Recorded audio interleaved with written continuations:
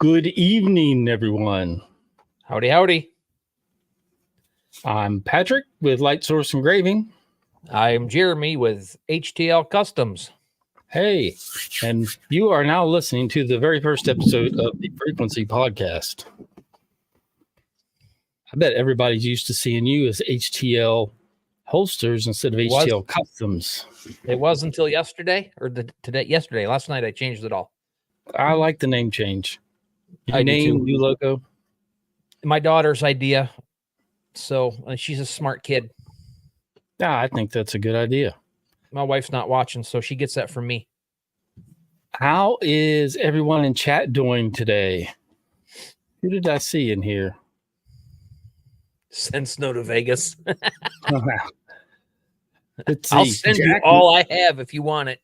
We got Jack, Chicago Bob. Chicago Bob probably had some snow. Mm-hmm. Jerry, Sharon, and let's see. Yes, no, so somebody else. Way back up there. Nope, I think that was it. It was your logo that I saw pop up in there. I had to think about. Tony from Houston. Howdy, Tony. Well, Bob, don't slip on the ice. That's not good. Ike and Bennett's Woodworks are here. Hey, Rich sent me a video earlier today, and he was pounding ice in a bucket with a hammer. It was basically the water that drips off the house into a bucket. He was saying his wife collects 4 plants to water the plants. Well, the bucket was iced over, and he was smashing the ice with a hammer. Like, how often does that happen? That can't happen very often. He said never. So I guess he never saw that. Yeah, my parents went to Missouri to get away from the cold this year, and they've had 3 days below zero. We've had none so far. So nice. It was 10 degrees here when I got up this morning. Yeah, I think we had maybe 11. Way too cold. Yep, I don't like it. I ended up having to go outside, and luckily my Raynaud syndrome with my fingers doesn't agree with cold weather at all. But luckily I had my heated gloves on, and man, those things are worth their weight in gold. I'll just carry a couple chickens around. They're warm. So the agenda for today, folks, is that we're going to try to talk about MOPA laser versus non-MOPA, any potential advantages or disadvantages of one versus the other, and then get through that, explain how a MOPA laser works and what the difference is, and then move along into material tests. And Jeremy has done way more testing for collar on steel than I would ever care to do. Probably more than I'll do in my lifetime. I wish somebody would have told me what I was getting into when I started this. I wouldn't have done it. You just went down that rabbit hole searching for all the collars. Yeah, then I took a left, and then I took a right, and I just never quit. Yep, that happens. But you've gotten good at it too. And if anybody wants to see some pictures, Jeremy's quite good with pictures on steel too. It's pretty impressive. I did a couple of very large ones today. Jeremy is a very patient man. He waited 2.5 hours for a picture on steel to finish.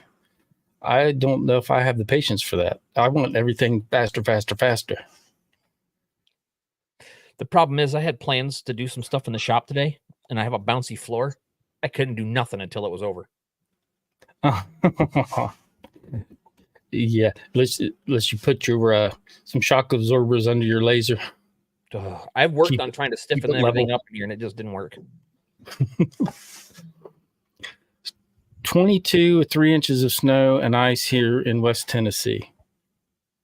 Yeah, that's a pretty good amount for Tennessee. Mm-hmm. And Bob said it was 4 degrees this morning. I was at 10, so I wasn't too far from you.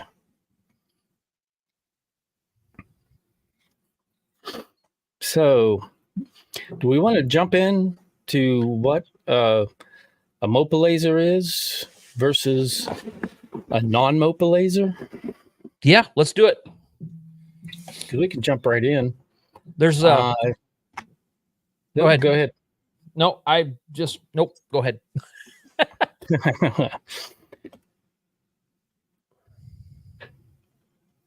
His intro, what's he talking about? His intro pick looked like the first word below didn't outline. I'm not sure. Probably the word starting. You didn't outline it like you did soon. No, I didn't. Yeah. It was a different font. So I didn't. Gotcha. I didn't do that. Jack says, "What is MOPA?" MOPA stands for Master Oscillator Power Amplifier. Master Oscillator Power Amplifier.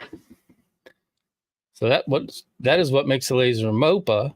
And if it's not a MOPA, like the Raycus I have over here in the corner, it is Q switched. So it uses what they call a Q switch, a quality switch to turn the laser on and off for its pulses, where a MOPA laser uses the Master Oscillator Power Amplifier to turn it on and off. So that's what controls your pulses. Sorry, I got an itch on my... I think I should have trimmed my mustache hair. Sorry about that. It's one of those days. It's been bothering me too. Yeah. Might have to start doing some beard trimmer reviews on this channel. Probably should do that too. Not to interrupt, I don't know how many of you guys shave your head like I do. I'm due for it again. But my wife got me basically a razor for your head. It's called the Balder Pro, like the flashlight. And man, that thing works good. Like 2 minutes, zip, zip, zip, done. But anyway, Master Oscillator Power Amplifier. And I did bring some notes up here. But it is basically a two-component system where you have the master oscillator and then the power amplifier. And those two work in conjunctions. And the big difference between a MOPA and a Q switch is that the MOPA laser, you can control how long the pulse is on the laser. Now, we're not talking about the frequency. We're saying how long is the actual pulse that the laser's on. Right. And the standard, most people think, is 200. But that's not quite the case. The Raycus that I have over here, its specs say that it ranges between 120 and 150 nanoseconds for the Q pulse. Now you'll notice you have a Q switch laser, but your MOPA has a Q pulse. They just like to make things more complicated for you. But the Q is the quality pulse, I guess. So it's determining how much power is going to be released and how long, for how long. But basically that comes down to. So with I need to stop saying so. I told my wife I was going to make a better effort to stop saying it. And here I am saying it again. When we're comparing a MOPA laser versus a Q switch laser, the big difference is that Q pulse. So we're able to control one additional setting. And that setting turns out to be a fairly important setting in trying to achieve different collars on steel, which Jeremy can attest to. What have you noticed in your collar testing as far as the main effect the Q pulse would have? We'll get into this in a little bit, and I've got some samples put up behind me here. So I'll switch cameras. The lower the Q pulse, and I honestly don't really know how to explain it. I'm pretty much Kentucky windage everything. I'll go. But lower Q pulse, typically where you're at for hunting for collars versus a higher?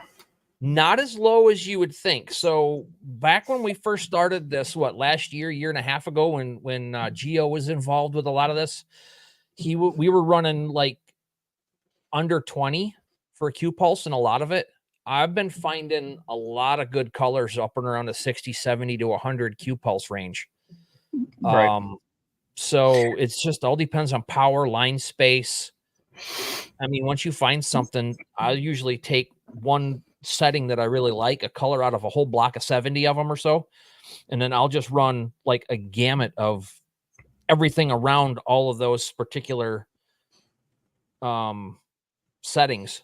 So basically, we're looking at a lower Q pulse than what is considered your traditional of 200. Right. I've run some stuff up into 2500 to 3500 Q pulse, and it doesn't do anything. Yeah, it should. You end up with a max Q pulse for your laser, and then after that number, anything higher, it's not going to be anything. Or were you talking about frequency? 400 is the max pulse on my laser, the M7, the MOPA M7 JPT. The max is, I think it's should be 500, 1 or 2, but mine only goes to 4. On my paperwork I got, it only goes to 400. Okay. And when I set it up in Lightburn, it automatically put it in at 4 when it recognized my laser. My frequency goes to 4000. Right. Yeah. So we're going to get into the weeds a little bit when we're talking about frequency and how it affects the performance of your laser. And then I'm going to explain Q pulse with an analogy that I came up with that I think helps everybody understand it. So using simple math, we're going to say our laser is turning on and off at a frequency of 1 time every second. So 60 times per minute. That is going to be our frequency. Now let's pretend that it's not the laser, but it's actually us standing beside our light switch. And we're turning that switch on and off, 60 times per minute. So we have a frequency of 60 flicks of the light every minute. The Q pulse, where it fits in, is when you flip that switch on, how long are you leaving that switch in the on position before you turn it off and then flick it back on again? So when it comes to how the Q pulse of a laser works and the limitations, we know that we cannot have a Q pulse for our light switch scenario that is longer than 1 second, because after 1 second, we're switching that light switch off. So the Q pulse cannot be longer than that 1 second that is set by our frequency. So what we can do is lower our Q pulse. So when we do that, you turn the light switch on, and let's say our Q pulse is half a second. You turn it on for half a second, you turn it off, and then you wait another half second before you turn it on again, then turn it off. So basically, go to the light switch analogy and see if that helps make sense of what the Q pulse actually is. That's the time that the light bulb is on, where the frequency is how often you're turning the light bulb on and off. Right. That made a lot more sense to me when you explained it that the other day. I was just, because I never understood it. I was just, my laser does these things, and when I do these certain things, it produces those colors. And so I've just played with what my laser did and went from there. Right. So it made a little bit more sense thinking about it that way. So what is the advantage of a MOPA laser? Being able to control that Q pulse. And that Q pulse is, as Jeremy stated, one of the most significant factors in trying to achieve a color on steel, whether it be cold rolled steel or stainless steel. Yep. It also has other effects on other materials, but we're going to focus on steel for now. Yes, and steel, you can buy the same like batch of steel, like these. Hold on, let me get my camera switched over here. All right, I'll mention one other thing. So when you're comparing a MOPA laser to the Q switch laser, going back to the light switch analogy, you cannot control how long that light switch is on.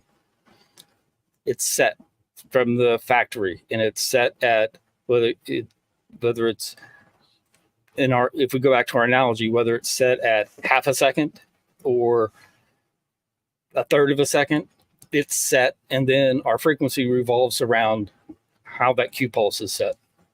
So you lose that variability in that one area, which is the Q pulse. Yeah. And what you want to do is you want to try to get those frequency and Q pulse to line up and basically cross the streams to get your color. What I was getting at is these are stainless steel. I don't know if you can see the colors. Get my hand out of the way. It doesn't show up as good as it does in person. But these are in here are all pinks and reds. And then I've got green, yellow, and blue up around in here. But I've bought 25 packs of these for Christmas ornaments this year. And I bought 3 different packs at 3 different times. And I've had to do color tests on each lot that came in because the finish was different, or it got rolled different, or the heat was different when it got pressed. I don't know what it is, but what I found out is sometimes when you get the same thing, you're not going to get the same colors. So I always sacrifice 3 or 4 of them and do color tests on them, and then set those aside into that lot, that same package that the lot came in. And that way I know I can get close. Sometimes you can get the same color, sometimes you can't. But so all this steel, all these colors I have on this cold rolled steel, I can take another piece and not get the same stuff just because of how it was rolled, the temperature in which it was rolled, the hardness and all that stuff. So, I mean, it's a crapshoot. It's good to do color tests. I like it. I enjoy it. Just so I have probably a half a dozen to a dozen pieces sitting down here at the bottom of my desk. So I can just reference that and then hit those. So, yeah. All right. So let's go back to that light switch analogy. And you say, well, what happens if you set your Q pulse greater than that half a second, or greater than the 1 second? So we're at 60 flips per second is our frequency. What happens if you set your Q pulse at more than 1 second? Well, basically the laser ends up cutting back power, so you're not getting the full power out of that Q pulse and frequency. And how do you know where that cutoff lies when we're talking about nanoseconds and milliseconds?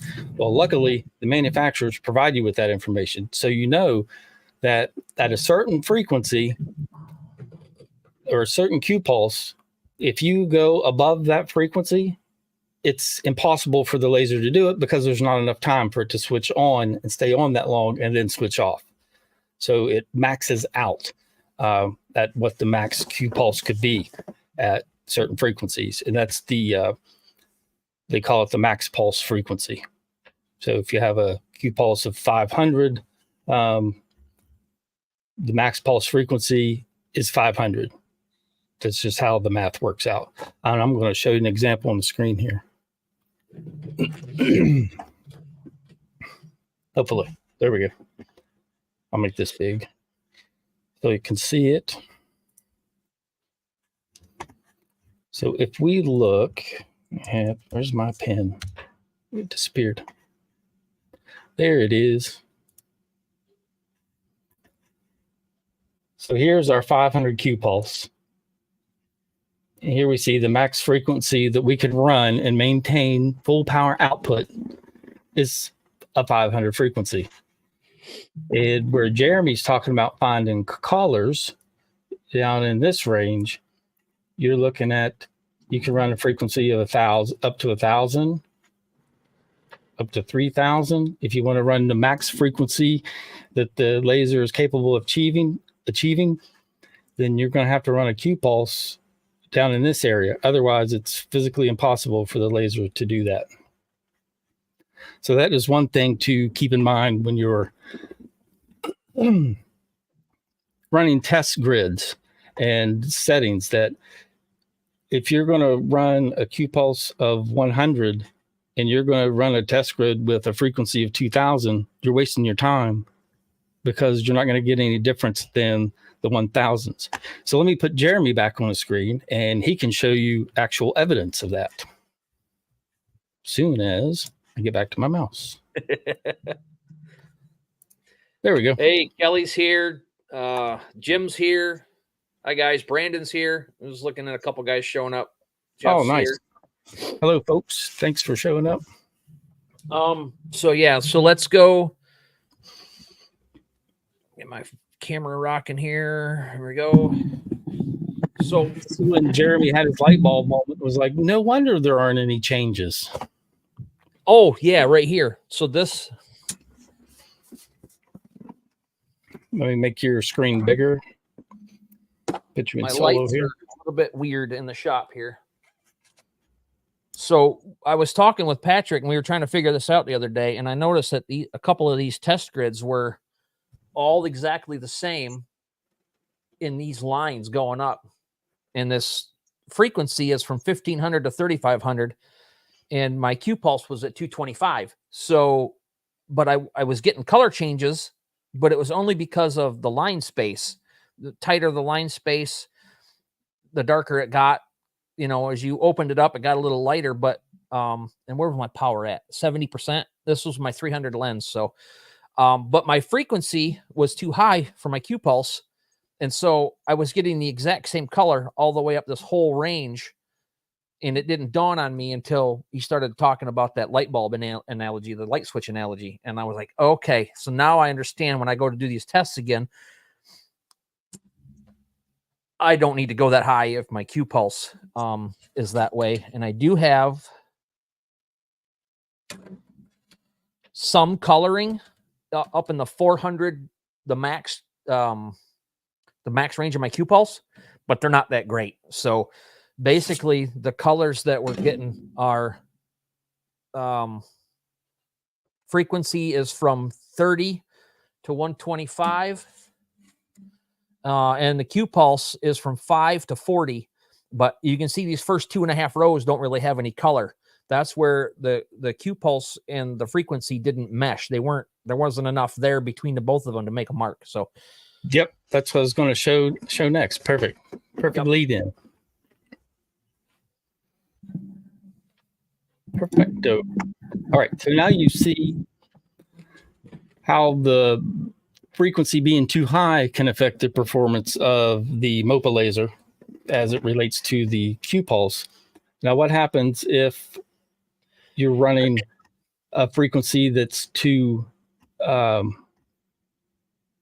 low for your Q pulse? Well, what's going to happen is the laser will, if you're running, say, 100% power and you're trying to run below the cutoff frequency, the laser is going to start cutting back power. And it shows you here how it's going to do it. That once it hits that cutoff frequency, power is going to drop. So the percentage of your 100% power is going to start dropping. And the more you go below that cutoff frequency, the more it's going to drop. Now, I've found that it's not a linear relationship like this, but we don't have the graphs to show exactly what that relationship is. But just know that if you're running below the cutoff frequency, you are going to have less power. Mm-hmm. So, and you'll notice that when you start having test grids with 2.5 lines where there's nothing. Yep. So in the real world, that means if you're running a Q pulse of 30 and you're running with this 100 watt laser, if you're running a frequency of 300 or less, once you drop, less than 300, once you drop less than 300, it's going to start cutting power back. It's going to start dropping power to basically protect itself. So you're only going to get a percentage output of the power you set within Lightburn or EasyCAD. So this chart is very helpful, and it'll show you, like, if you're testing for color on your steel, you want to make sure you stay in between these frequencies because there's a lot of variability if you operate outside of them. And we don't know if that power cutoff is linear, or, well, we know it's not linear, but we don't know where the extreme cutoff is, and it's variable. So you're not going to be able to say, hey, let's cut it back another 100 on my frequency, and it should do this. We're just not going to know because we don't have the graphs. If that makes sense. That's what I was trying to say. Yeah. I mean, that's where all of my testing has come in. So I know, without knowing all of that, I knew where my cutoffs were just by looking at my graphs and my grids that I printed on steel. So I know, well, those don't do anything. So next time I do a test grid, those are my barriers. I can't go below or above those. Yep. So for being a non-science guy, you know, who's not used to this stuff, that actually helped me out by visually seeing what is done and what's not done, and it helped me. Jerry wants a printout of that paper, but Jerry, you're going to have to get one that's specific to your machine. Yep. You should have let's see, he has a 60 watt, the same 60 watt I have. I'll find one and get it to you. I'll find it. It's it's the M7 60 watt E series is what he has. Same 60 watt that I have. And you have the C series. Do I, or do I have I think I have the. Do you have the 2 millijoule peak pulse or the 1.5? 1.5. Is that the E or C? 1.5 is the E. That's what I have. I got the lower powered one. Yeah. Geo was making fun of me about that one. E stands for economy series. Okay. It's fine by me. It does what I need it to do. But yeah, look at your Q pulse that you're going to put in your settings, compare it to this chart. And for this 100 watt laser here, well, I didn't mean to mark it out. If we did a Q pulse of 80, we want to stay at a frequency between 180 and 2000. That's going to maintain, our max power, max efficiency.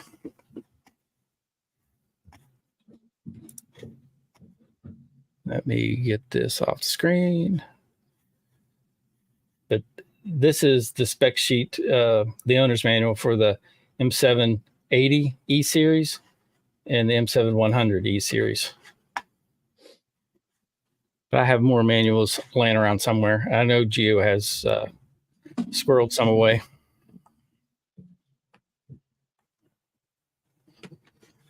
Oops.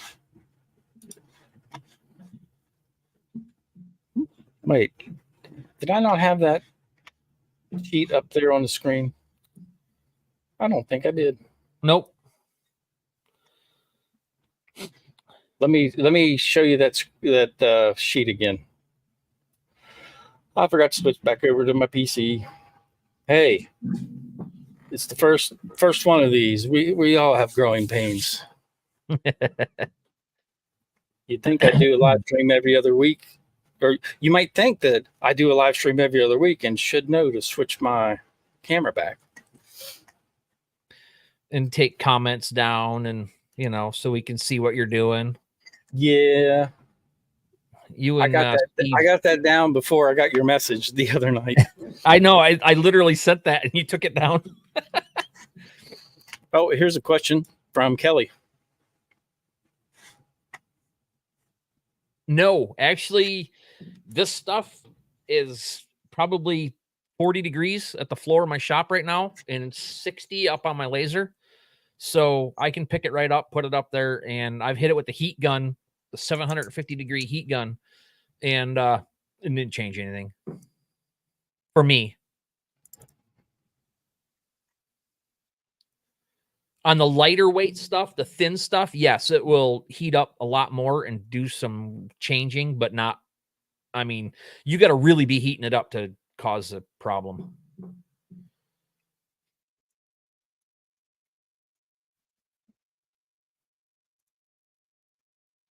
Okay. I found it. Accidentally closed it. Yeah, Jack, that's the same as ours. Mine's a 60. Just flipped that 100 to a 60, and I've got the exact same numbers on my laser. The M7MR.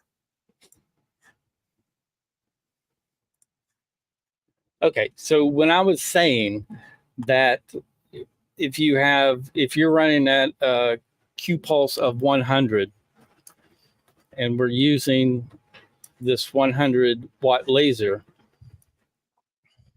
this chart is telling us that we need to stay between a frequency of 160 and 1000 to maintain full power and maximum efficiency.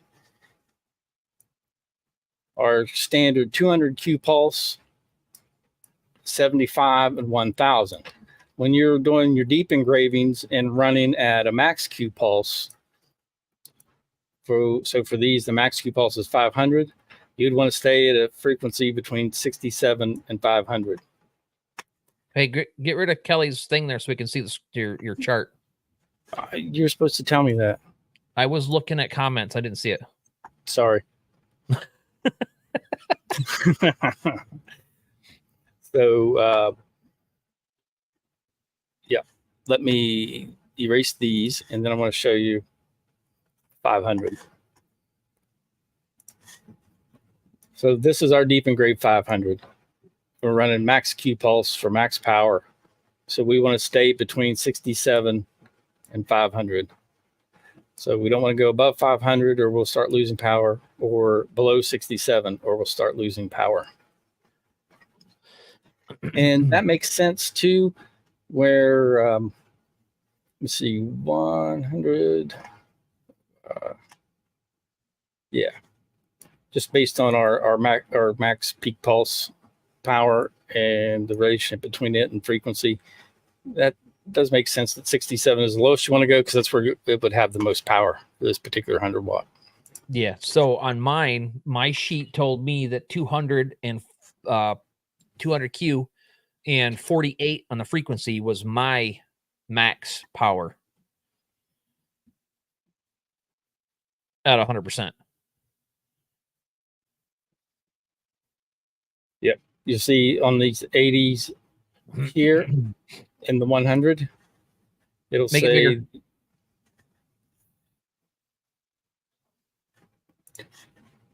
There we go. Let me scroll it down so it's not hiding. The pulse width, so it's giving you parameters. You can go between 2 and 500. Mm-hmm. You can't go to 1 and you can't go to 501. It won't have any effect. And here's where you get your maximum pulse energy.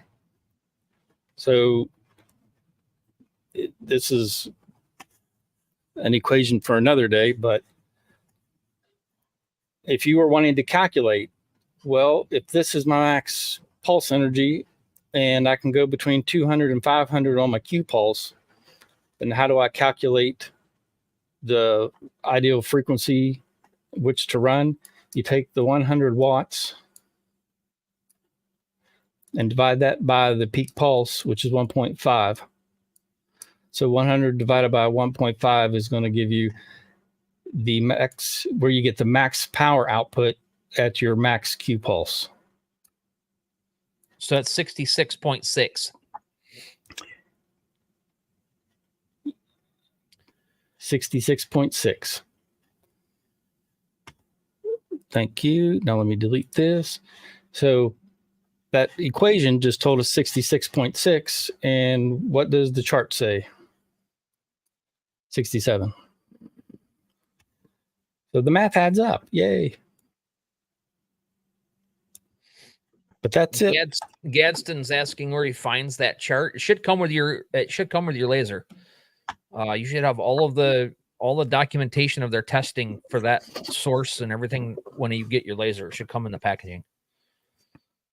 Yeah, and if not, shoot me an email and I can be able to find the manuals. Let's see. Ike is asking, is that max power down frequency? Max power down frequency.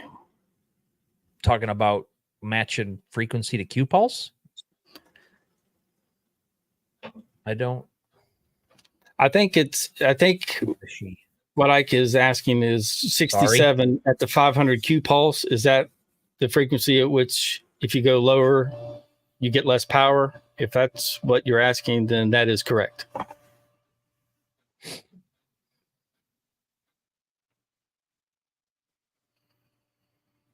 So I'll sit here, wait and see if you guys have any questions after hearing that kind of explanation. But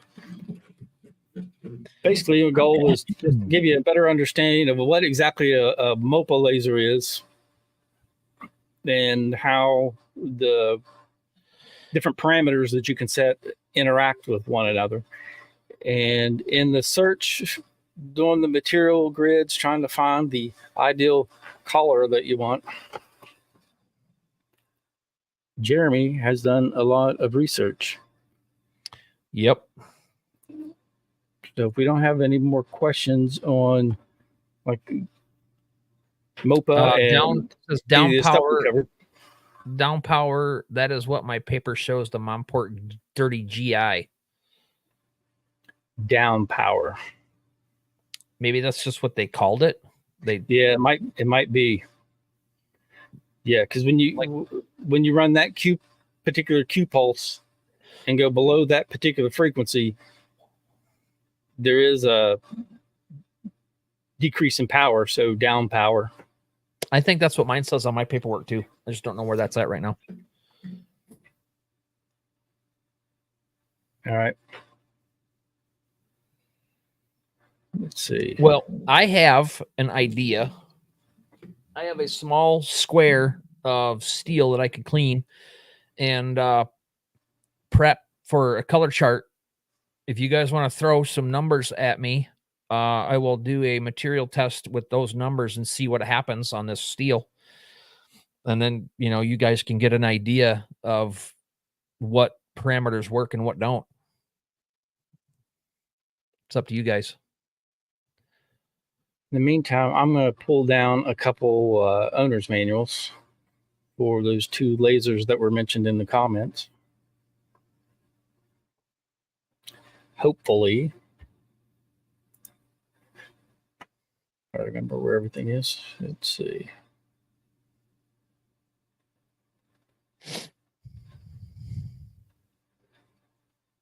That's not it. There it is. Nope.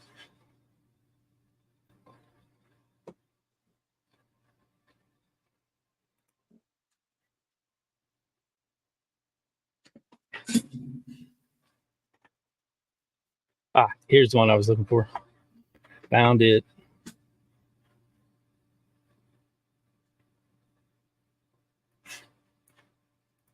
All right. So for the YDFLP 60, 80, 100, 120 M7-M-R.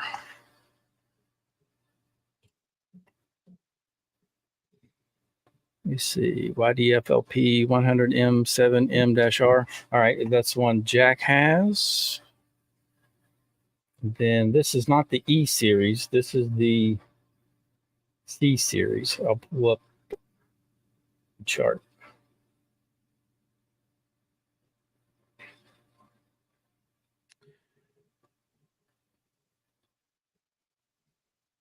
This should be, yeah, the 80 watt MOPA that I have is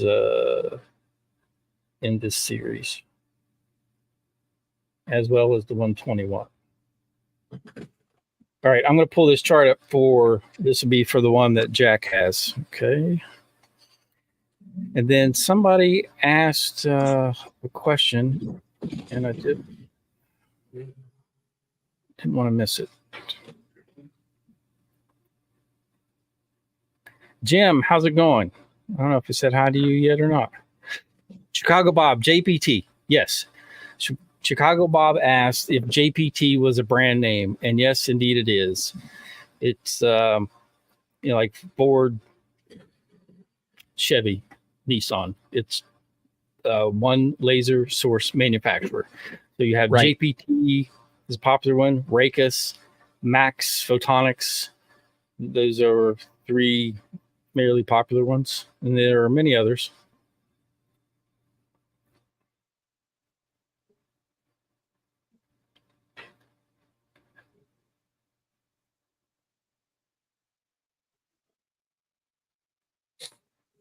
Hobo says, gotta love trying to figure out what the Chinese are trying to say. Lost in translation is worse than Yoda speak. You're exactly right, Steve. Thanks for stopping by, too. I figure that's where that power down came from. Jerry asks, in my last video, calling the Hotian a JPT MOPA fiber laser was wrong. No, it is a JPT MOPA fiber laser. MOPA is a type of fiber laser, so you were not wrong, in my opinion.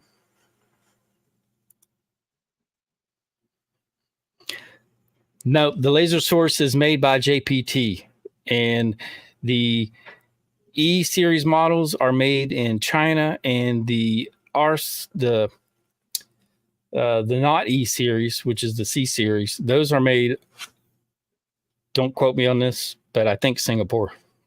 So they actually have to import those into China and then put them into the machines that they ship out. So those cost more, not only because it's typically has better beam quality or a higher peak pulse. Could be either one of the two, but also because they have to import them into China and then export them back out. Let me get this chart up here for you real quick while Jeremy's working on his thing. Yep. Just, I don't know. I'm going to throw something around. I have no idea what I'm going to do yet. All right. So this Jack's laser would be right here in this column, the 100 M7. So you're running a 1.5 maximum peak pulse. So at 500 Q pulse, 67 frequency, and the max Q of 500, or the max frequency of 500.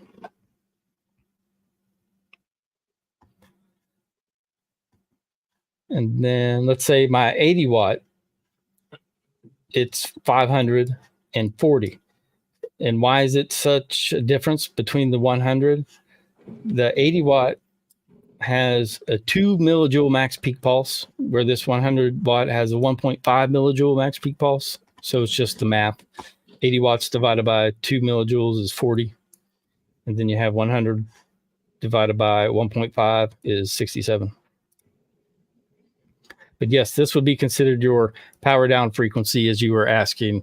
Like, I think that does make sense, that below this frequency, the power does go down. So the percentage of power output according of whatever your setting is. Daniel, that's how I do it on this thing. I just, like I said, Kentucky windage. I don't have a scientific cell in my brain.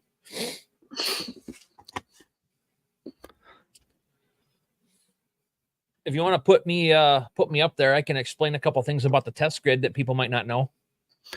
Oh, I might be able to do that. There you go. Well, actually, let me do this. Let me switch the position here, and then we'll do solo. There you go. Now you're ready. And Chicago Bob is asking, is JPT better than Raycus, or is it just personal preference? JPT seems to be the most popular. I have a Raycus. It's not a MOPA, but for what it is, just a regular Q switched 50 watt laser, it has been excellent for me. JPT might have better specs on paper, and they probably do live up to better specs, but I haven't had any problems. JPT was way better, but I think somebody was recently saying that Raycus is doing a lot better stuff with their sources. I think they had a run of like bad sources a few years ago, and that kind of ruined their reputation, but they've since corrected that problem, and they should be just as good as any other. All right. Well, so in the material test grid, which is going to be up here in Laser Tools, drop that down. It's already open, so it won't let me do that. You're going to have edit your text settings. So this is what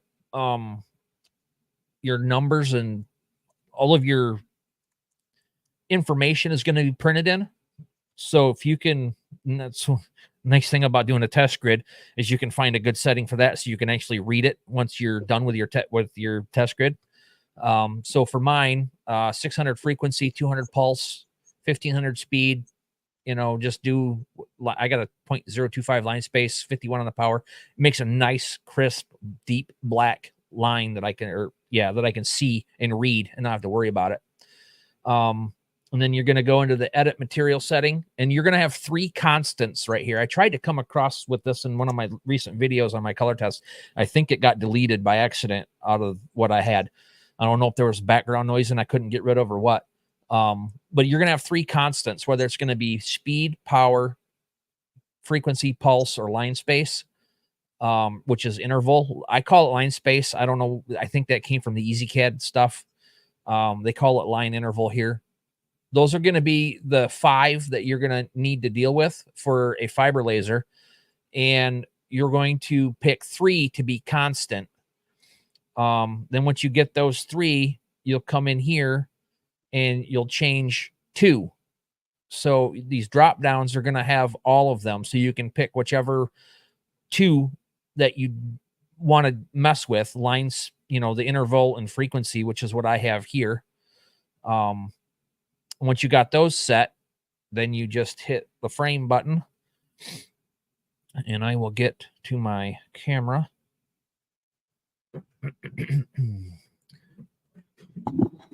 Get this pushed into position.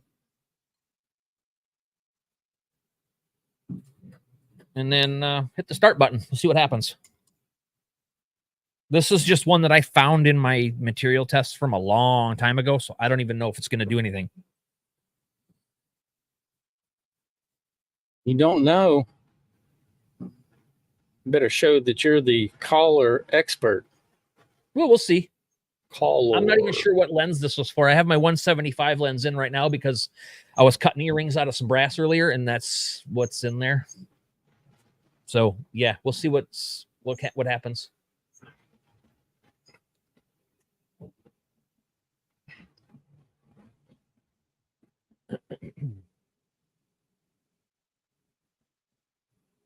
Robert's asking how he can get a chart.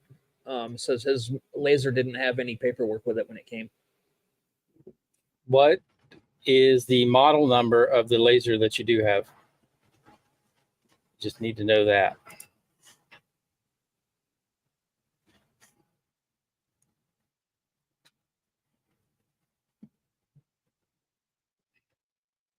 Daniel, is that you're talking about? Is that your UV laser, that Mactron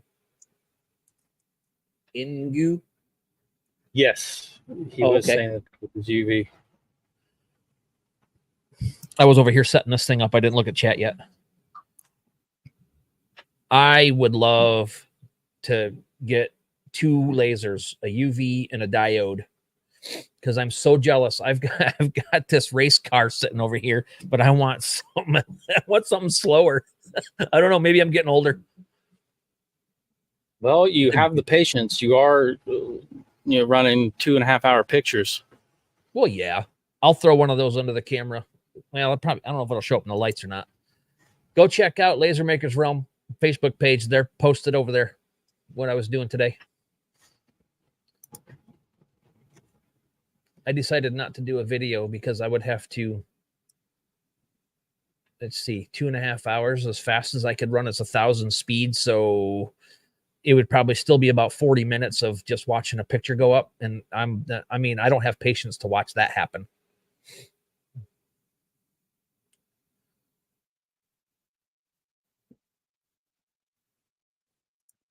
What is this? Yeah, apparently this was not the lens that this was for because it's all dull colors. So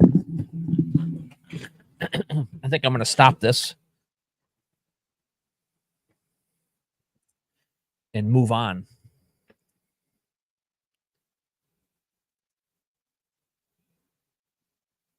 Actually, you know what? I might leave everything where it's at. I'm just going to change my line interval. We'll start at 0.002 instead of, I don't know why I didn't look at that before. That was my fault. Those were way too wide. Robert, you say you have the JPT MOPA LP-E. What wattage is that you were talking about?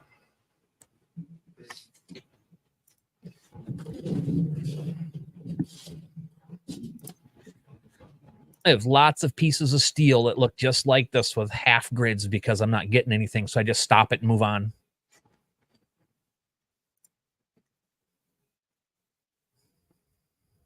And yeah, I found yours.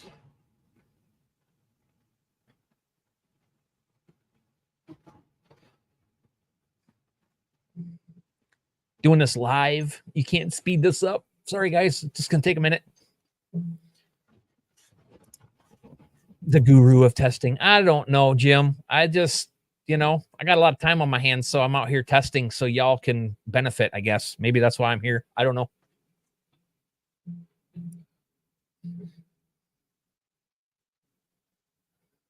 Okay, here's the 60 watts.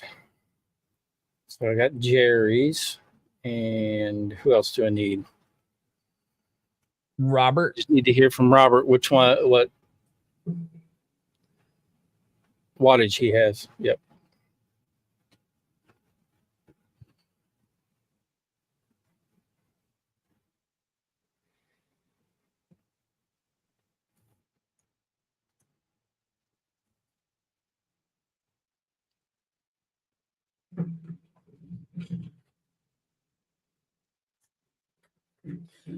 Well, that first one, it looks like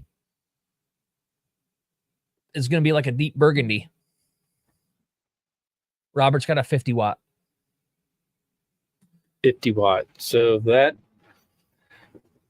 that's something I didn't address earlier. JPT has their LP series, which are technically MOPA lasers. However, you are not able to adjust the Q pulse on those MOPA lasers. That's why they don't advertise them as MOPA, even though technically they are controlled by the MOPA technology. You can't adjust the Q pulse. That was the first laser I had, was the JPT LP 50 watt. Yep, and I did find that manual as well.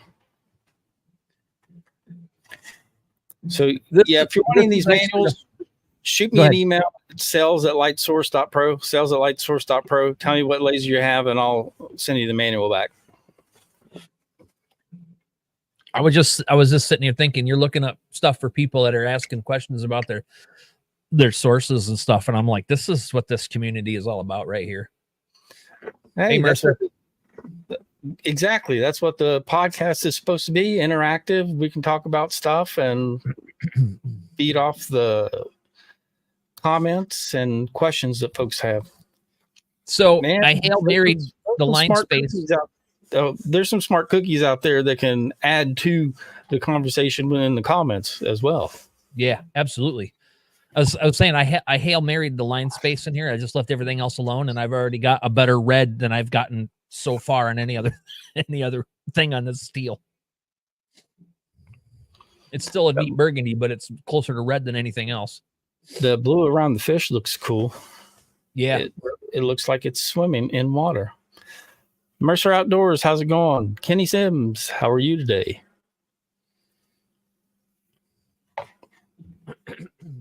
I think I'm going to head down to the local sport shop and grab some spoons, some spoon blanks, and see if I can run some colors and stuff on there and dot them up for guys to go steelhead fishing.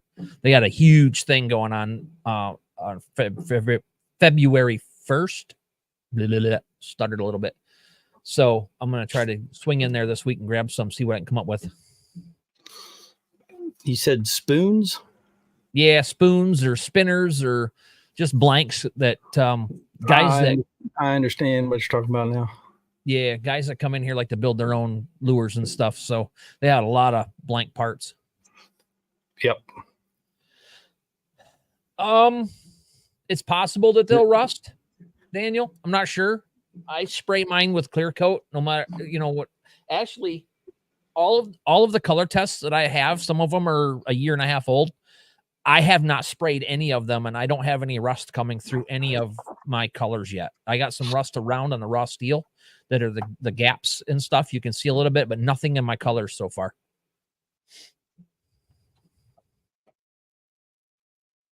So it's basically you're annealing the steel, which is stopping the rust from coming, I guess. I'm not sure. Yeah, you're making it more resistant to rust by putting that oxide layer on it. Yeah. There again, some science stuff that I have no idea. One second.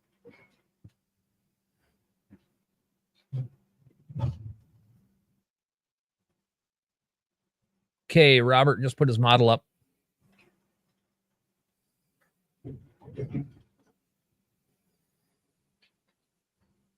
I've got an example.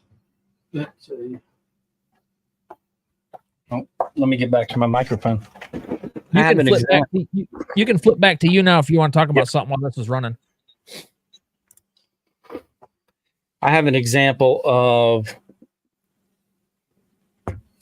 an axe that has been here in the basement for over 6 months. I did not clear coat this. Let's see. So there's a variety of different color in there. So my photos, my photos on steel, I try to cover. I try to clear coat those. Yep.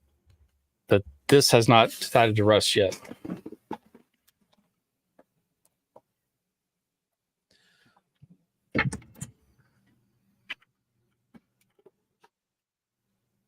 There you go, Mercer. I hold no corner on the market of anything like that because I haven't even started yet. It just, the idea popped into my head this week. This guy has been in my basement for probably about 1.5 years, almost 2 years. And I just leave it in the basement. And it hasn't rusted yet either. And it's gold. Yep. Looks good. For a Glock. Yep, for a block. You got to do that to make them look decent.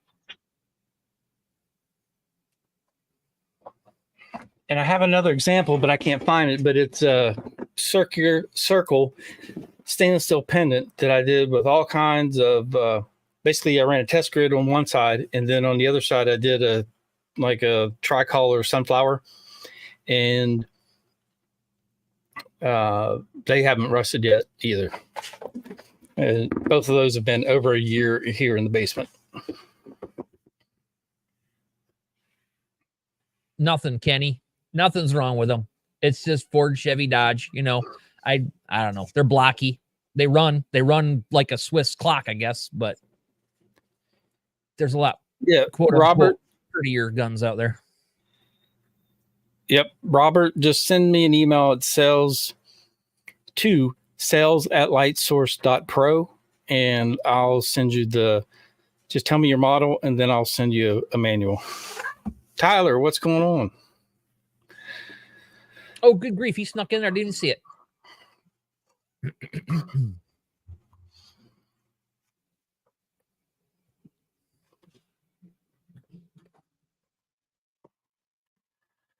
Let's see. Tony is saying his laser says JCZ. JCZ is who manufactures the control board.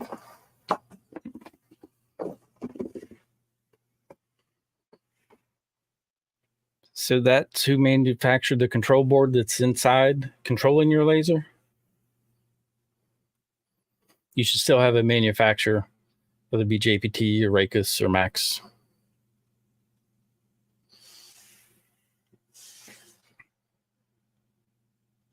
I think what I'm seeing on this color chart that it's burning is another example of frequency and Q pulse not meshing because I'm getting a couple of the same color, both lines all the way up now.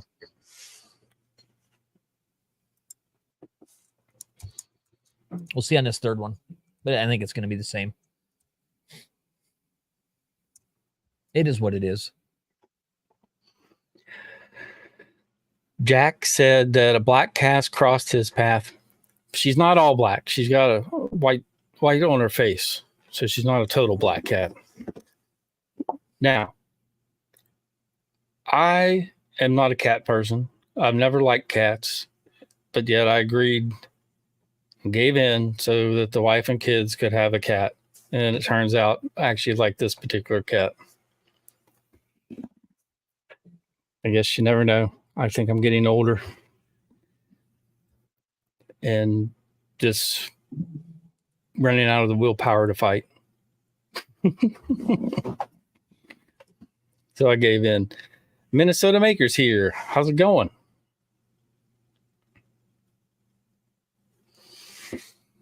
Cool. Thanks for joining. Everyone, there's 32 of you. Thanks for joining. Don't forget to hit the like button. But that's awesome. We also have 3 dogs, and surprisingly, the dogs and the cat get along just fine. Never had an issue. Never mind, you did it. What's that? Nothing. I was trying to find your email, and you already put it up there. Yes, good. What other questions you guys have while Jeremy's finishing up his test grid first? Yeah, I'm going to end it. It's all the same color. So that's another example of stuff not matching.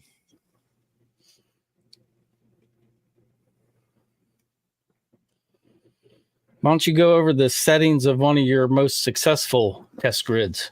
Then that might give these folks out here an idea of maybe where to start.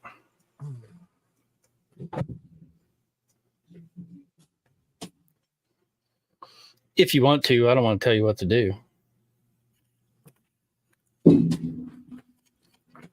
Well, it's probably for my 300 lens, and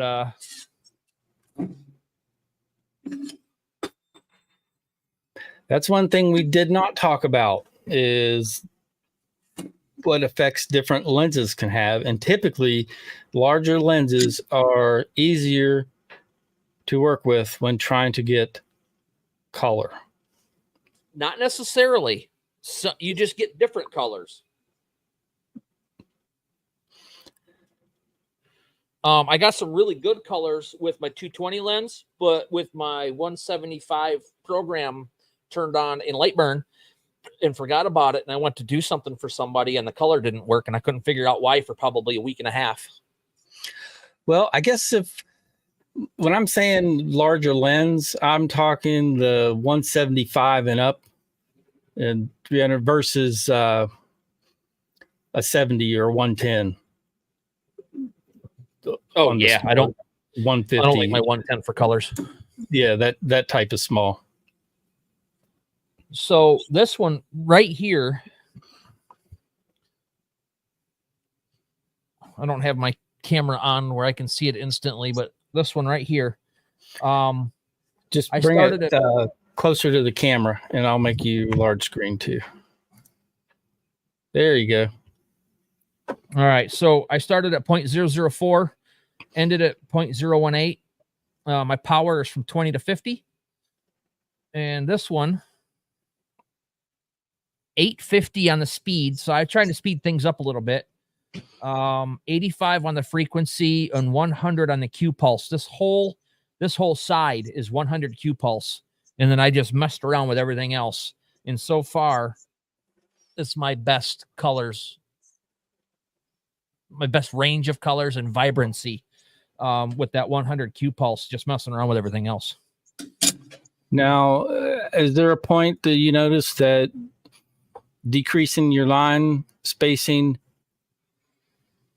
reaches the point of diminishing returns? If you're like 0.001, like it's just not worth doing it because you're not going to get any difference than a 0.002. No, it just takes too long. So Plus with a 300 lens, which is what this is, if you're doing a point less than 0.003, you're just overlapping it so much that it's making it black. Right. Yep. So a lot of these are 0.003, 0.004, smallest one. There's a 0.002, but my power is way down to 18. So there's a topic for another podcast, spot size and the effect it has on your engravings and hunt for color. Right.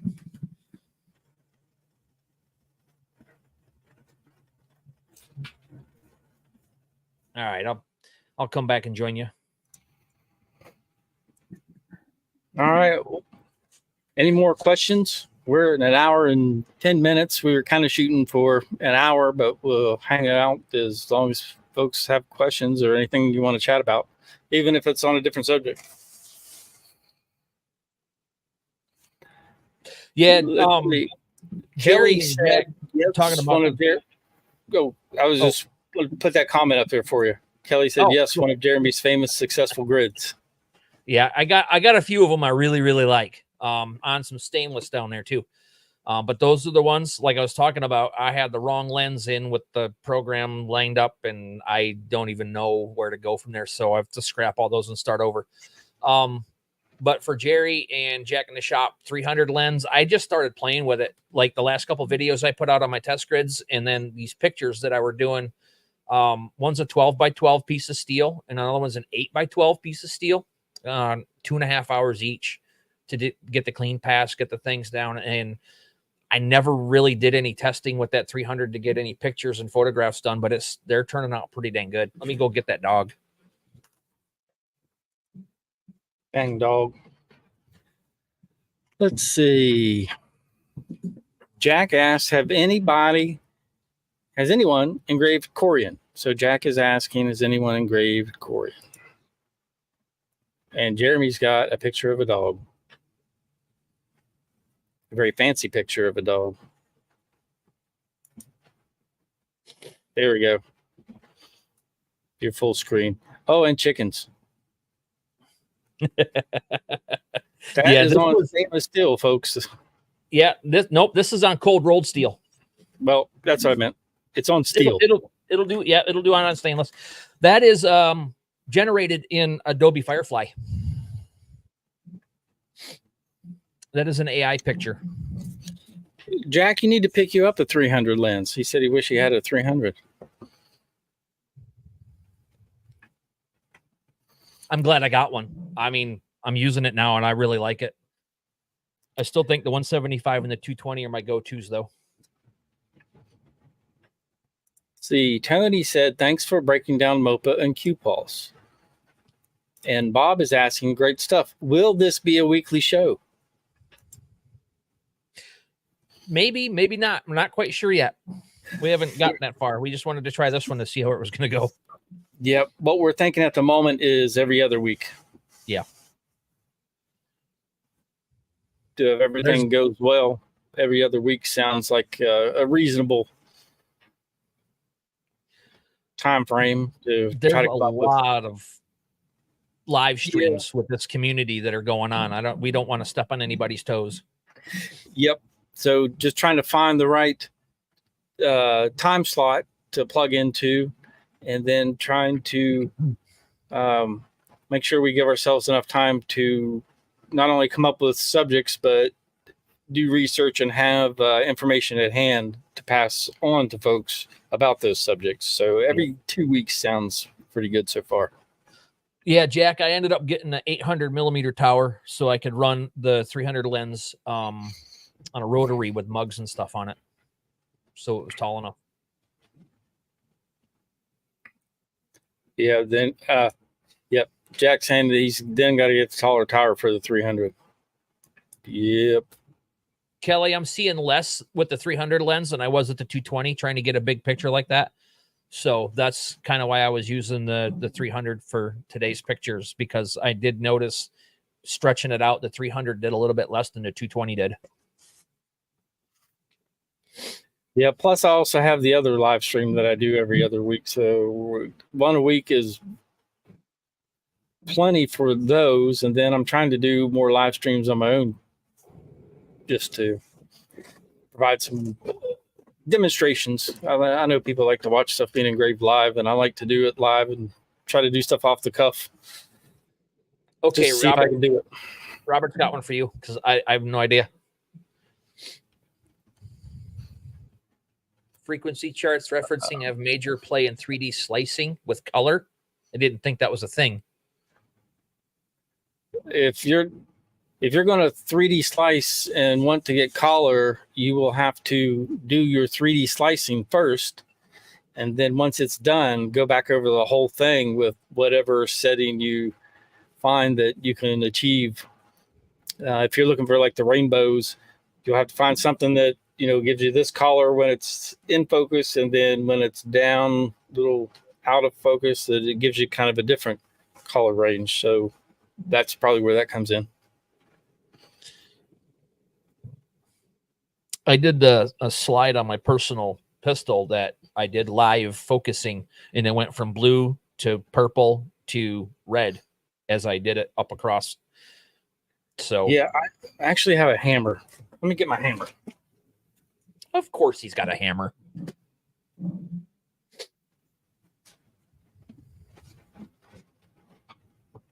You're welcome, Gadsden Guns. We've been talking about this probably since a little bit before Christmas on doing something like this. And then last couple of weeks, we've been trying to figure out what we wanted to talk about first. So this one, I'll make this bigger here. This one is a 3D engraving that I kind of adjusted the focus a little bit. So like what Jeremy is saying with the live focus, it went from a blue to a gold. And then because I wanted the sky to have more of a gold tint to it, and this to be blue just for something different. So let me make this larger.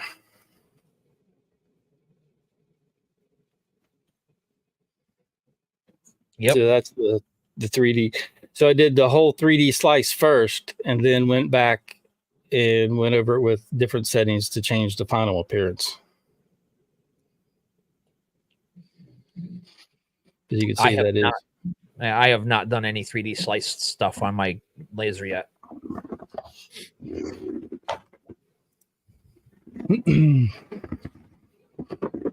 I got mine because it was a MOPA and because I wanted to be able to mark my kydex when I made my holsters and my clips and stuff. And then it just morphed in to what I'm doing now with photos and all this other stuff. And now the holster thing is going to be the secondary part of it, and the laser thing is going to be the front part. So that's the name change from HTL holsters to HTL customs. I'm having more fun with the laser. What is that? Yeah, it's a 2.5 pound sledgehammer.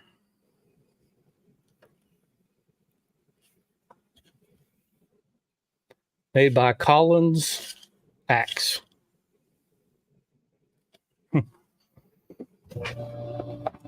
Kenny had asked if it was a mini sledge. And it is. Well, I guess it would be a cross peen hammer. Oh, no, that's not cross. That's straight. I just call it a mini demo hammer. I'm knocking bricks down. Yep, that would work. It's too pretty to knock into bricks now.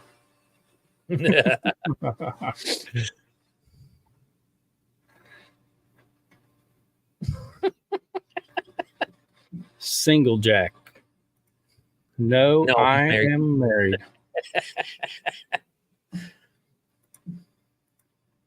He's married to that shop, I think. He's always making stuff. Cool stuff. Before we get out of here, I do want to ask, do you guys have anything that you'd want to see covered in the future for future podcast episodes? If so, drop it in the comments, and then we'll keep this interactive so that you can help choose topics for sure.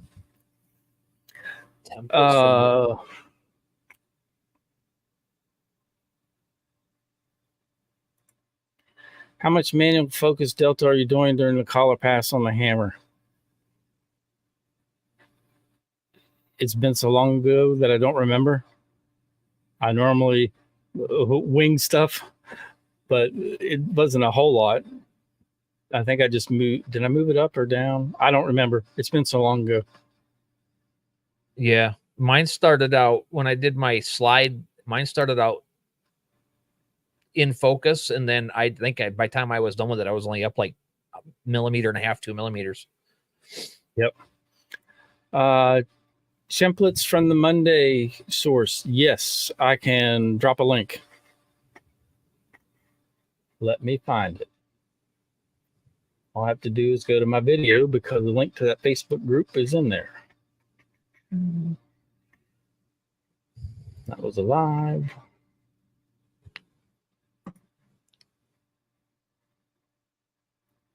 It's ACT.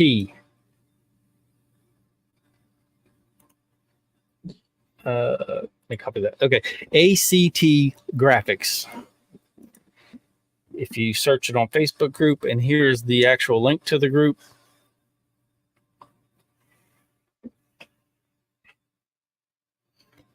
But I know he has a Facebook group and I think a page, but he sells those files. I'm not sure on pricing since that was donated.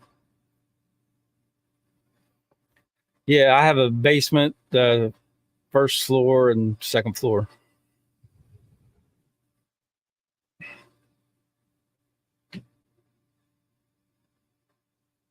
I like to hang out in the basement. The lasers are overtaking the basement. Yeah, I have a 730 square foot shop out in the backyard, so it's a short commute for me in the morning. That's not too bad. No, not bad at all. It works out. I need a shop one of these days. This was in before my house was in. Smart. Yep. Been here 24 years. 24 and a half years. Same spot. Out in the country. Dirt road. My wife and I lived in one spot for quite a while, and then we decided we'd move just to get our kids closer to the grandparents, and we've been in this spot for 7 years. Priorities. You're right. Had to have a place to put all my crap before I got the house in. Yeah.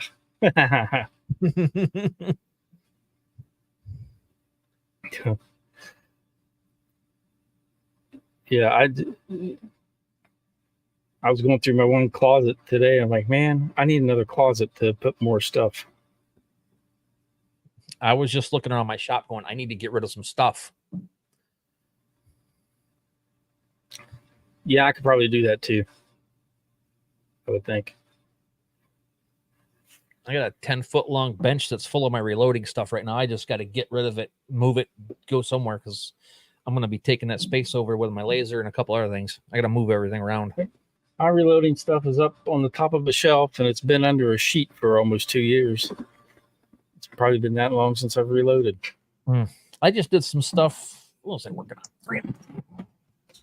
on? Ooh. Yep, 300 blackout. All ready to go. Just got to load it. I think the last thing I reloaded was 6.5 Creedmoor. Probably need some more of that. Yeah. Oh no, I'm getting sleepy. That's the sign we need to shut her down right there. Yeah, I think so. I didn't mean for that to happen, but it did.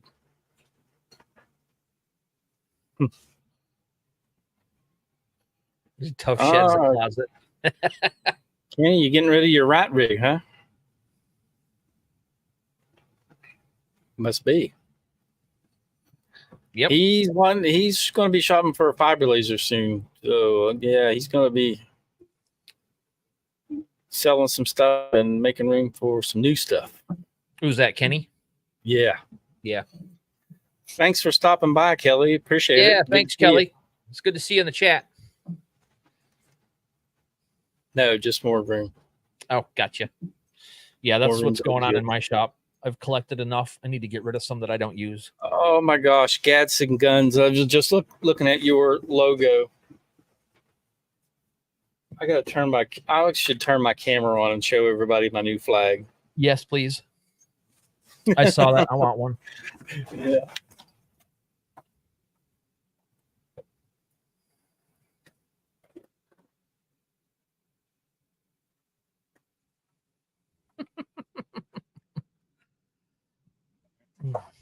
Move the one laser out of the way.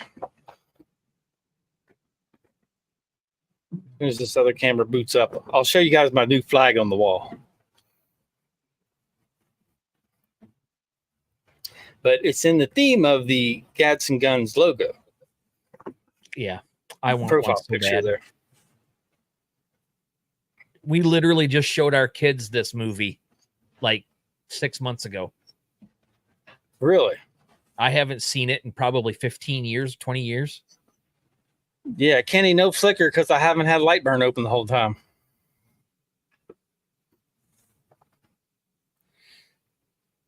Well, Jim, as soon as you get that in and installed and get it up and running, you'll be able to mark some eagle feathers with it instead of chicken feathers. When I had Robert saying may not be able to do a lot of collaring because of the JPT MOPA, IFC probably has Q pulse, as you mentioned earlier. Well, don't let that hold you back.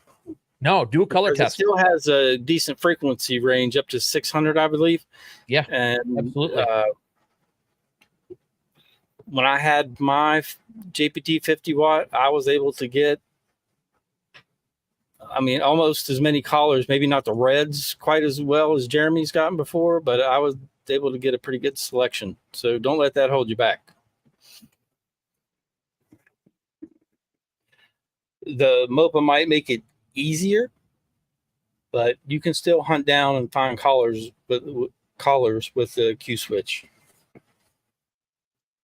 or the JPT MOPA technology switched. All right, now let me get my camera turning in the right direction here.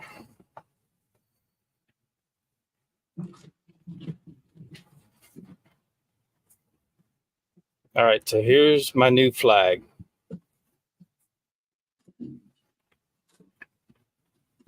This thing makes me laugh every time I look at it.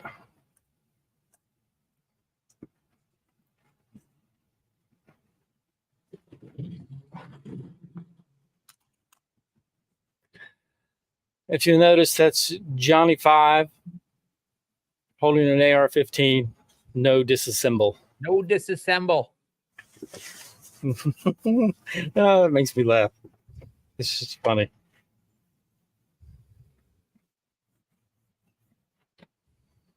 So cute.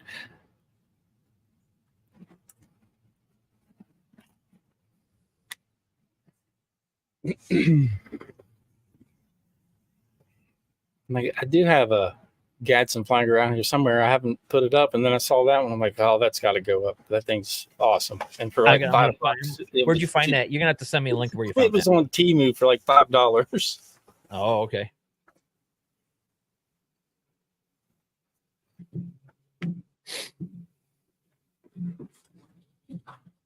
Yeah, I need to watch that movie again, but then I'm afraid that what will happen is what happens with many old movies that I watched. That I love these movies 20, 30 years ago, and then I watch them again, and then I hate them. And I don't want to hate that movie, so I'm scared to watch it again.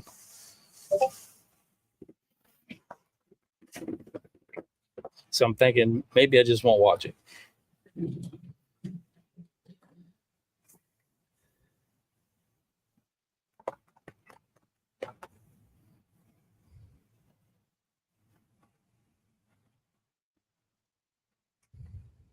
Jeremy, you got a request here.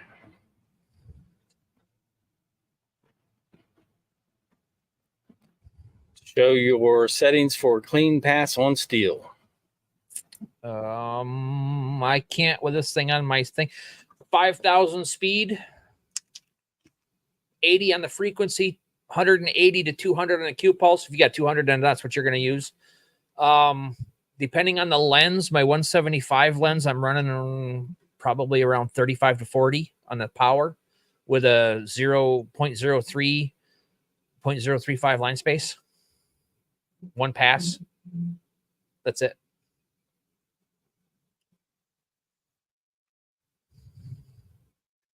Jack rewatched Flight of the Navigator the other day. Did you hate it or did you still like it? I just watched that last year again. I'm wondering if I should find an older movie that I hated and rewatch it and see if I like it. Maybe the opposite will happen. Oh, I don't know. I don't know if this is going to go anywhere. I'm running a 200 Q pulse color test right now just to see. Drop my power down. That's why it restarted.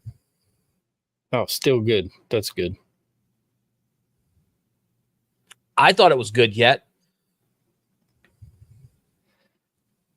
I rewatched Spies Like Us, and I think there were like 2 or 3 scenes that I found funny, and the rest of the movie I just couldn't get into. Like, man, I shouldn't have watched that. I should have just remembered it the way it was.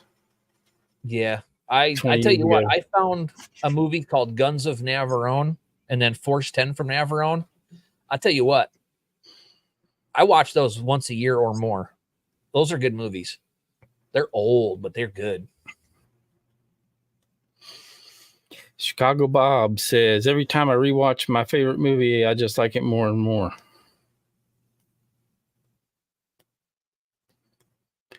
Yeah, Platoon is a good movie, Kenny. Brandon said Full Metal Jacket. Yeah, that's a good movie too. War Games. Is that the video game thing or the computer simulated one? Oh, I can't remember who's in that one. I remember the original War Games with Matthew Broderick. Yes. Wasn't it? Yeah, Matthew Broderick. Yeah, that's the one. Yeah, the remake of that one.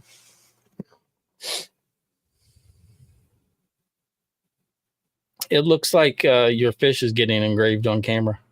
It's just bouncing off the lens. From the lens flare. Yeah. Yep. I looked at that too. I almost looked back and I didn't realize what was going on because I saw what was up above it. Jim, that is on my list.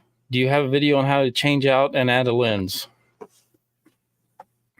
That is on my list to make, but it's not too difficult. Well, I mean, I kind of went over it when I did the lens correction video. Mm-hmm. So check that one out and then see if you have any further questions.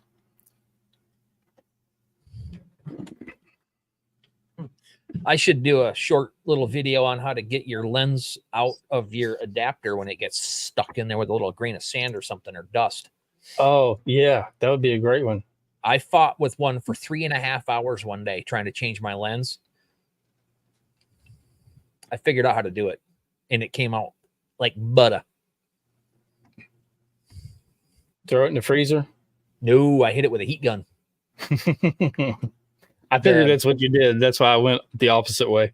Yeah, I hit the adapter part with a heat gun and expanded it a little bit, and it loosened up. That'll do it. Let's see. I don't have any hair, but I was pulling it out. I'll tell you that. That's why you don't have any left. Dang lenses. Here we go. There is the link to the it's called the Giant Lightburn Easy CAD tutorial. Find the focus on a core file, add in the lens or laser, whatever it is. Add a device. Yep. Tony, what I do to clean my lens when I change them out and I have the dust covers on them and there's still dust in there, I just hit it with the air compressor a little bit and just little puff and just clean it off and throw it in. The inside, but let's call it the inside of the lens. That is the side of the lens that is up inside the galvo. That's the one you really don't want to get scratched. The outer portion that you can tap with your fingers when the lens is installed, that's a protective lens, and then it has the main lens up inside. So just be careful cleaning the inside part of the lens, or the smaller part. Oh, are we getting some color there?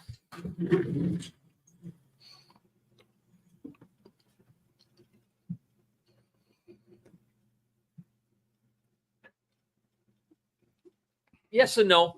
It's weird. We got some pinks and some blues there, but they're really shimmery, which is kind of cool. But that's with the 200Q pulse.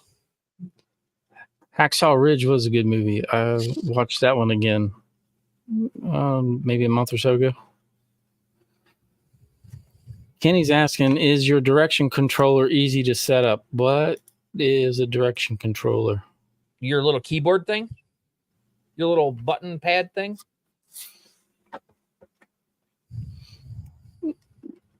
Fairly easy.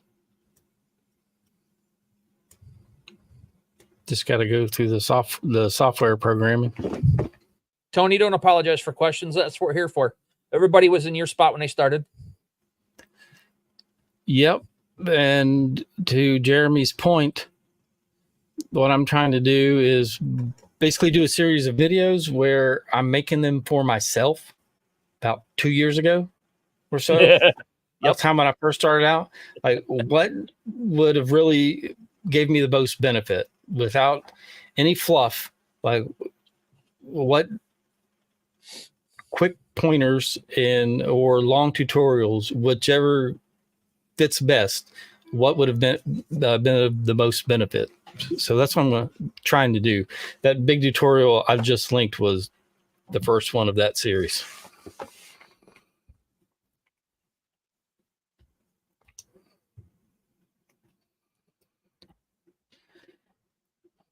Yes, you should always do your timings.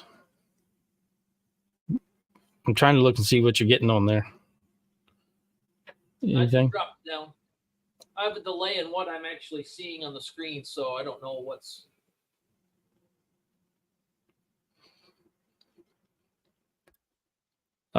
Having your timings messed up will have a very detrimental effect on photographs. It'll affect your rotary, and it'll affect your general engraving. Although, depending on how bad off your timing is, it might not be as noticeable. But you get under a microscope or even a magnifying glass, if you're running some text or basic shapes on a business card, you can see it when your timing's off. The jagged edges will show up. Yeah. And I have the perfect video for you on timing. Let me find it.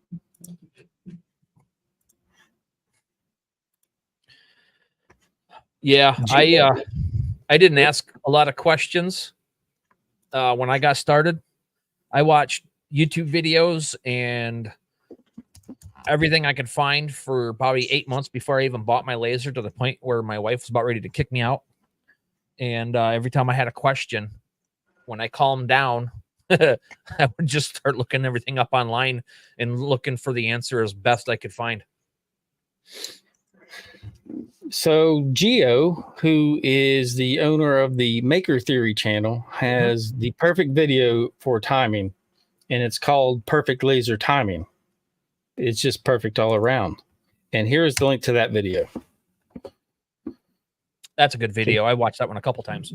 Yep. Check out Geo over at Maker Theory, and he even gives you a file that you can use to calibrate your timing according to the method that he describes. Yeah, so definitely check his channel out. He also has a video on, it's called Laser MOPA Collar, where he did a bunch of collar testing with his MOPA laser. You can check that one out too.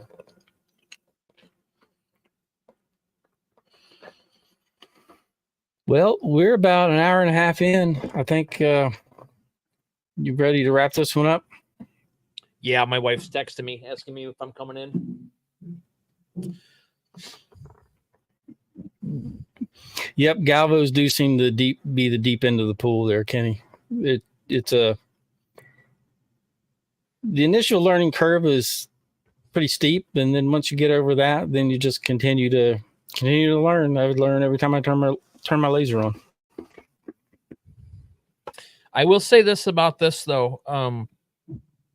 Being a builder for 30 years and swearing off computers and then diving into this thing face first, this has been the most fun and the most unfun at the same exact time I've ever had. I'm glad I did it. Yeah, well, look at all the you've overcame, and yeah, look at that dog picture on steel, and you're like, you imagine when you first started, if somebody would have showed you that and said you'll be doing this in a year and a half, and you'd probably looked at them and thought they were crazy. Yep, I'd have laughed at them. I've said that 100,000 times. If you'd have told me 3 years ago I'd have been doing this stuff, I'd have said you're nuts. Yep. Every once in a while, I'll make something be like, "Oh my gosh, I can't believe it did that." Jim, timing's going to be for all of it. Every yep. Yeah, all of it. Not just fiber laser, every Right. galvo laser. UV you need to do timing. CO2 galvo, you got to do it. Fiber laser, you got to do it.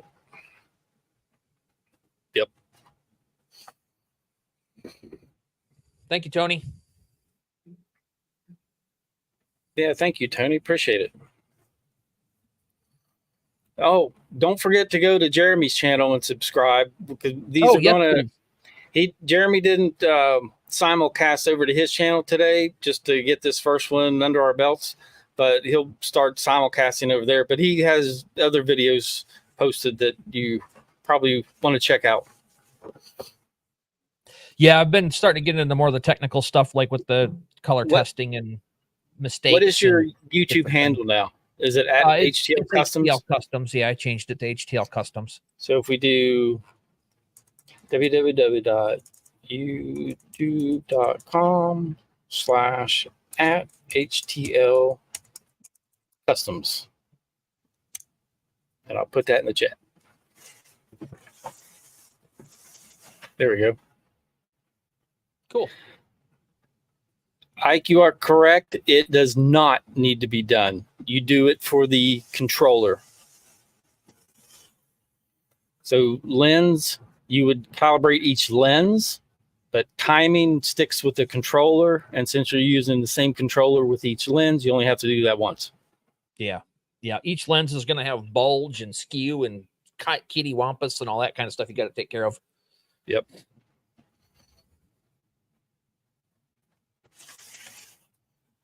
Oh, well, thank you, Jim. That was very kind.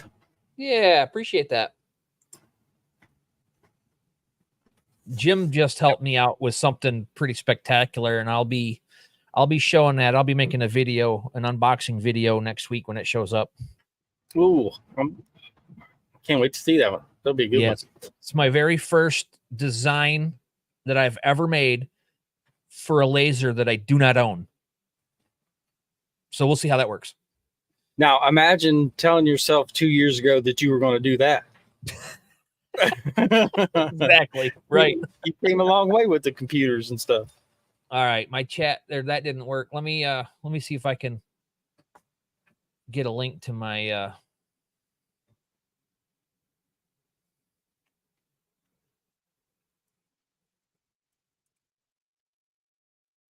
Yeah, I just searched you under HTL holsters the other day. Oh no, your handle's HTL holsters 6867.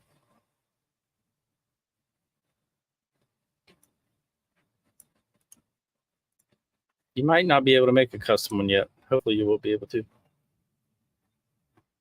I have no idea. I don't know anything about computers or anything about this stuff, but I just I got you covered. I just copy and pasted that under there. Hopefully that works. Here. Oh, that's probably not it. That goes to my studio. You don't want to do that. No, you want that link right there I just posted. Yeah, that's the one. I don't know what I'm doing. I just make pretty colors on steel. That's all I know how to do. Well, that's better than not knowing anything.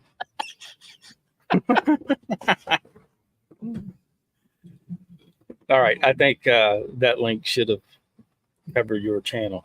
Hopefully. There's something else I was going to say, and now I can't remember what it was. Oh, I was going to answer Brandon. Where does the CO2 Galvo get its CO2?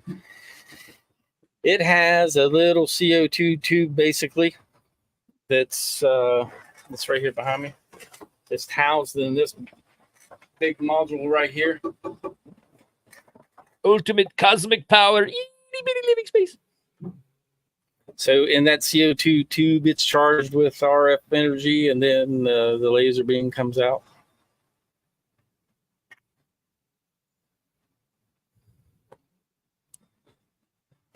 All right, that link worked for him, Jeremy.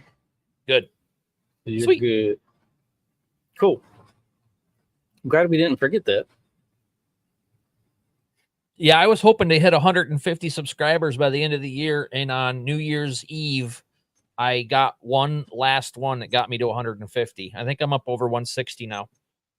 So Somebody not a just whole said, lot, but Tony just said he's 162. oh, that's what that number was for. Okay, somebody must have unsubscribed because I had 162 yesterday morning. Does it have to be replaced? Eventually, they will wear out, and you can have them actually refilled, so you don't have to have it replaced. But sending one away to be refilled could be as costly as buying a new source. So you can go one way or the other, depending on cost.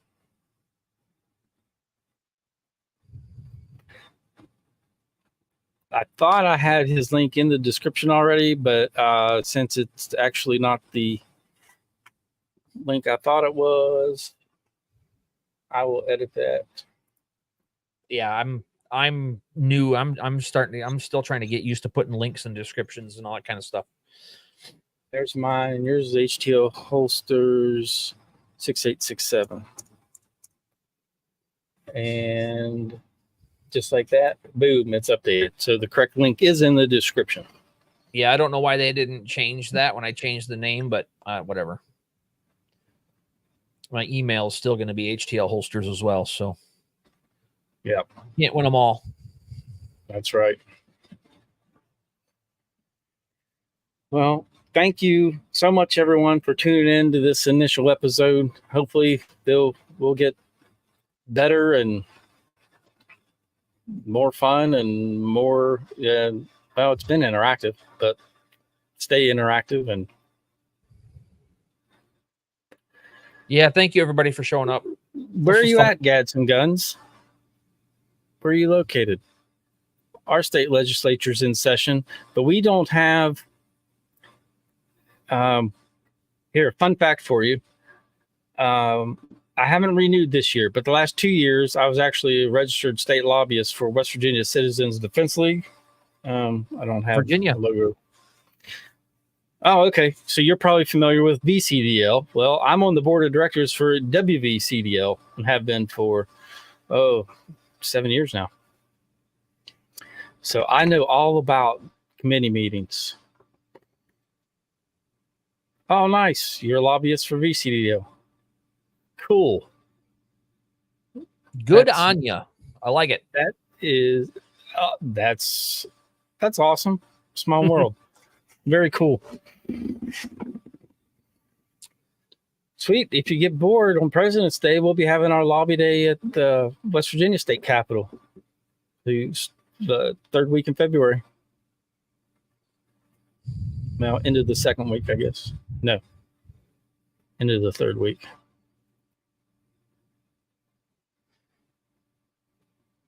I'm familiar with, yep, I've saw your name before. Very cool. Well, good luck tomorrow. Hopefully you can get all that stuff stomped down. But any last words for today, Jeremy? Just thank you so much, everybody, for sticking out, whoever's here at the end, and hopefully we helped you out today. Yep. That's the main goal. Yep. Thank you, everyone, for tuning in and sticking around this long. Greatly appreciate it. And probably see us again in 2 weeks. Yeah. Same time and same channels. So if everything goes well, that's where we'll be. Yep. In the meantime, if you have any questions, reach out to us and we'll do what we can to help you out. Absolutely. Bye, guys. All right. We'll see you later.